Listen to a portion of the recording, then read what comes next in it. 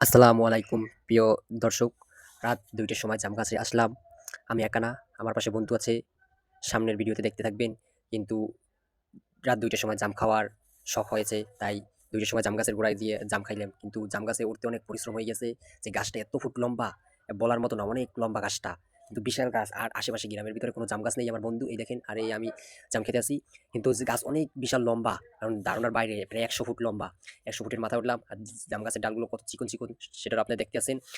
তবে দেখছেন কত সুন্দর জাম হয়েছে। জাম অথচ পাকে নাই, কিন্তু লাল হয়ে গেছে। আর যেগুলো একবারে পাকে, কড়া পাকা, ওইগুলো একবারে কালো হয়ে থাকে। দেখছেন ভাই, লাল জামগুলো খাইতেছি, আর বাকিগুলো পাখিতেও খেতে আছে। কারণ এটা তো রিজিক, মানুষে খাবে, পাখিতে খাবে, এটা রিজিক, সবাই খেতে পারবে।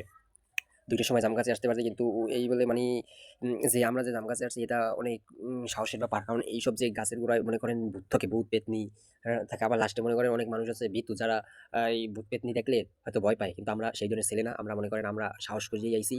জাম গাছ উঠবো, জাম খাবো।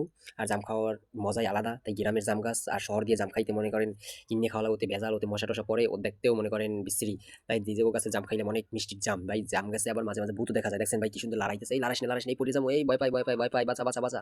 কিন্তু জাম গাছের নিচে অনেক লম্বা, অনেক লম্বা ভাই। আপনারা হয়তো মনে করেন আপনাদের কই শেষ করতে পারবেন না, গাছটা কিন্তু অনেক লম্বা। আর এই চিকন ডালের মাথায় আমাদের যাইতে হবে, যেহেতু আমরা যে জাম খাওয়ার শখ লাগছে, আমরা যাইতেই হবে। আমাদের টার্গেট দেখছেন ভাই, কিছু কত কিছু পর পর জাম গাছের ডাল লড়াই, আমরা মনে হয় ভয় পাই গেছি। কিন্তু দেখেন যে নিচে মানুষ আছে, আসলে কোনো মানুষ নেই।